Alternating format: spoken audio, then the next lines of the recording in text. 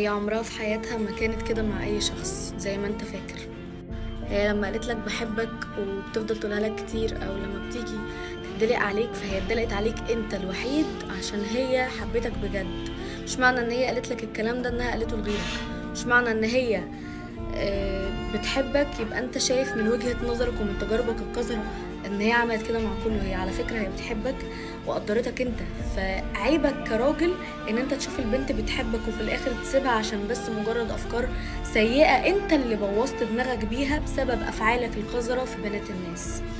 فحقيقي يا بنتي انتي ما تخليش الوقت بتاعك يروح مع شخص مش واثق فيكي او شخص مش مقدرك.